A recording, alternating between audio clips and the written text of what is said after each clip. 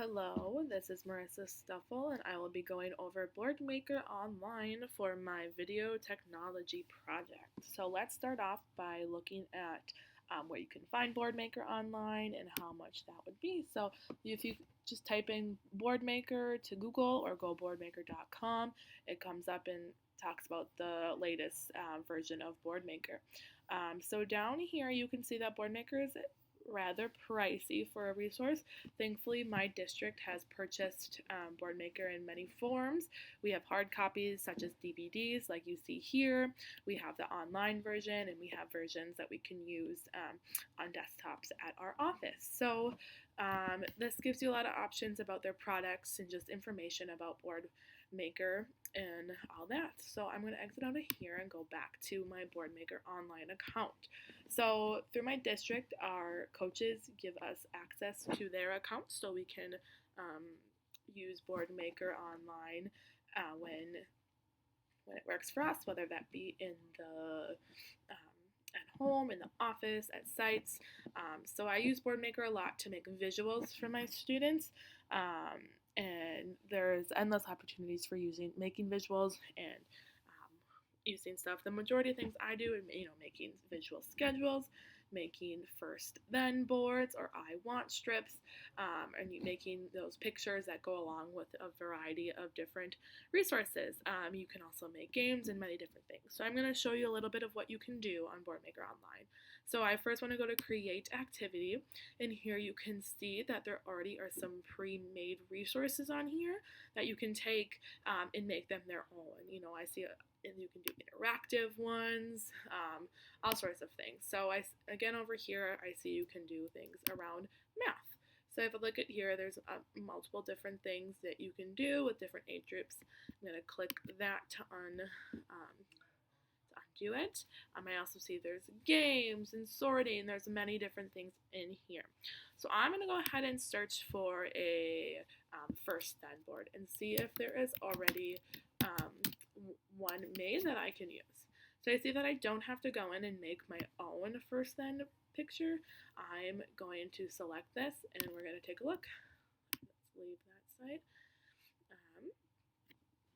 So I have the ability to now download this, save it, and print it out, and then laminate and do all that fun stuff to use with my students. So I see this is going to fit my needs really well, and that now I can just go and make pictures to fit in first and then. So I'm going to do File, Save Activity As. So I want this first, then board. I'll just do one. I saved one earlier. So I'm going to save that, and I see it popping up back here. So I see that. As you can see, I've saved a few other things, but now I can click on that. And I have the option to print it and all that good stuff. Play the activity. I can share it.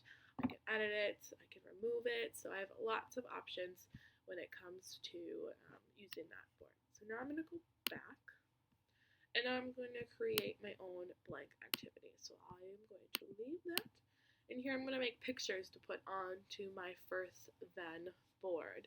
So let's say my student has some trouble with going from group time to snack time, and he's forgetting to wash his hands. So I'm going to go up here, I'm going to click on this button tool, and this is where I can make my little box. So I'm just going to kind of do 2 by 2 as rough as I can. If there's one box, we'll do another box. So I have to click on it each time I want to make a new box. And then over to my right, but over here, you can change kind of what it looks like. You can make it thicker, you can make the text different, you can fill in the color, you can do the border. There's lots of things you can edit. So now I need to add the pictures to my boxes. So I'm going to type in wash hands. And I see that a handful come up. I'm going to use this one because this is the one I often use at work. I'm going to drag it there, and then it fits the screen. So that one is ready to go. And now let's do snack. So they need to first wash their hands, and then they can have snack. Again, I'm going to drag it. Awesome. And if I want to go in and say I want to change this to snack time, and I don't want to go through the whole process of looking for another picture, I can just click on the text and add snack time. And there we go. Voila. so now I'm going to File, Save Activity As. We'll do first then pictures, save, and it's going to pop up back here again. This one's going to take a little longer to save.